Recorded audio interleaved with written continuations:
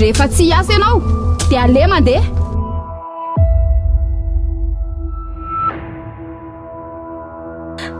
dia azanao mesasy zay mianaka e dada.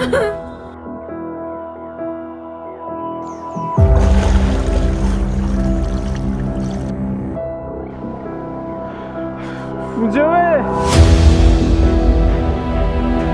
fa vola inona ihany ara letsy le tsiso a anary vola sa efa lasa dala koa.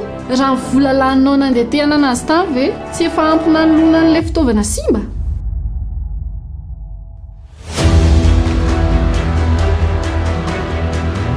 na mbola tsy ampy anazy ireny dia mbola ho avy indray manaraka. firentina tao laisantato fatifaty foana le banty.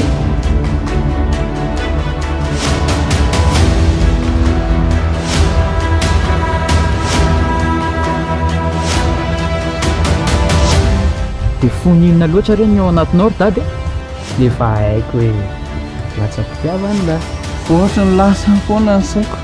misy zavatra tsy milamina mihitsy a teto manekeko anao dia tiako raha entiko tsika miaraka marana azy.